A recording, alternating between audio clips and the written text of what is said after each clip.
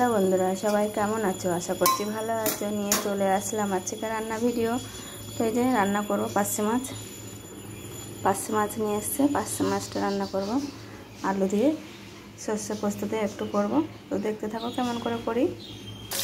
তো এই যে মাছটা আমি ভাজা বসিয়ে দিয়েছি, একটু আলু দিয়ে করবো। তো আলু কেটে নিই। তোমরা কে কী রান্না করলে কমেন্ট করে জানিও।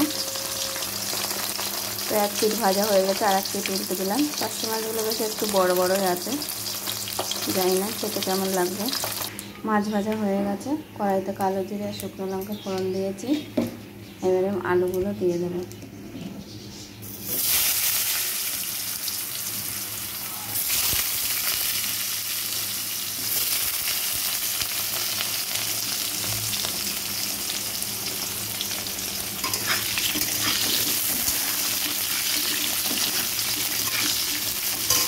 তোমরা পার্শে মাছ কীরকম করে রান্না করে কমেন্ট করে জানিও।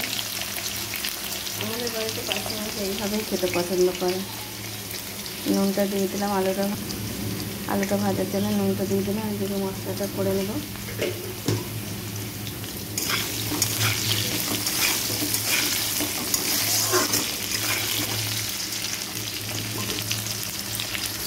দেখো আলুটা আমার লাল লাল করে ভাজা হয়ে গেছে। এবার মশলাটা আমি দিয়ে দেবো।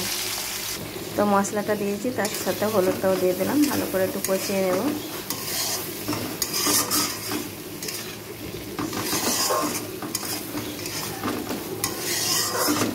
অনেকে শুধু আলু ছাড়াই খায়, কিন্তু আমাদের বাড়িতে আলু ছাড়া খেতে পারে না বলে ওই জন্য দুটো আলু দিলাম। দেখো কষা হয়ে গেছে, আর একটু হলে হয়ে যাবে।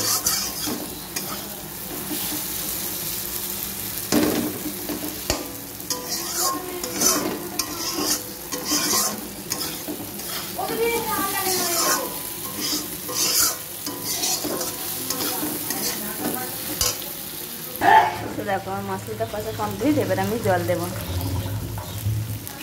আলাদা করে গরম জল করা হয়নি, আমি জলই দেবো।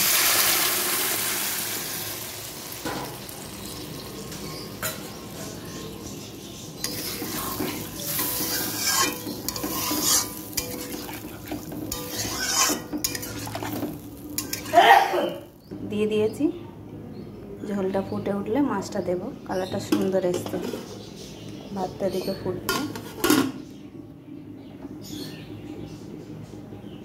তো এই যে মাছগুলো দিয়ে দিচ্ছি।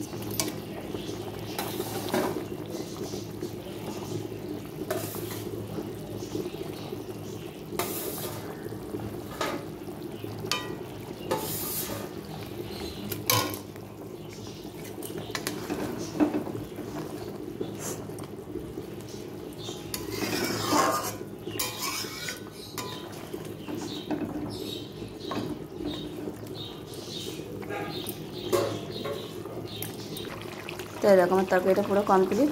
কেমন লাগলো বন্ধুরা কমেন্ট করে জানিও। ভালো লাগলে একটু লাইক কমেন্ট শেয়ার করে দেবে। আর সবাইকে জানাই শুভ দুপুরে অনেক শুভেচ্ছা ও ভালোবাসা। সবাই ভালো থেকো। টাটা।